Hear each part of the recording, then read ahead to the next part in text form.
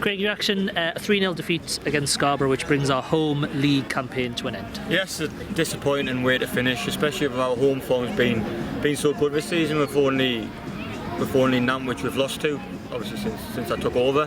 So it was, for the fans more than anything, it would have been nice to finish the season off with a win. Unfortunately, we haven't done that, and it's been disappointing. Especially, I thought the first half was a good competitive half of football, and unfortunately, again, the basics have cost us with 2 set pieces and unchallenged players to score the 2 goals. So in that aspect, it's disappointing.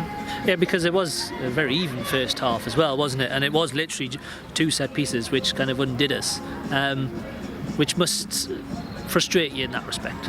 Well, it does, because I mean, we can stand here and you can, I think I've said it before, you can talk about every goal and say every goal's avoidable. And for Scarborough, look and say it's a well-worked set piece, but I think 75% of the goals we've conceded have been like blatantly avoidable. Like Saturday, 3 players in the box. Today, the same.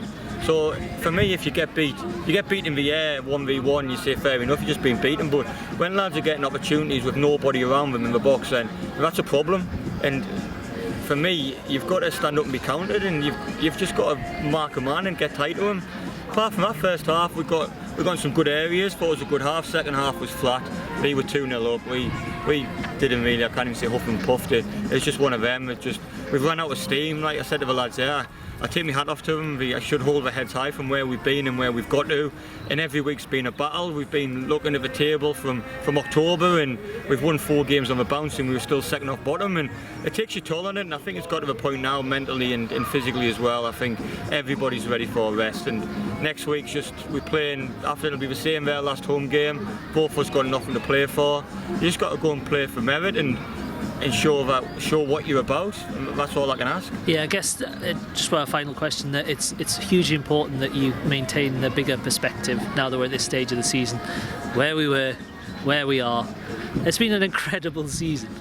That's one word to describe it. I think emotionally drained is another word, a couple of words I'd use. But no, it's been fantastic. Look, as I said to you before for the programme, we've had some really, really highs, and we've not really expected too many lows, to be honest. I think even being 2-0 up at York and getting beat 3-2, I wasn't too disappointed, because it was one of them things. And look, to be, as I said to you for 6 weeks, to even be talking about the playoffs for the last 6 weeks, and then Saturday was a big one, and with 3 games left, we were still talking about it, and again, sound like a cracked record, but to lose the first 5 games of the season, give teams a 15-point head start, and yes, as I've said, you win, you lose, you win, you lose, but to lose 5 on the bounce and then recover from that and get so close, for me it bodes well next season. I've got a lot of ideas, I've got a lot of things I want to implement, and we've got to move the club forward, and I feel as if we as a group can do that.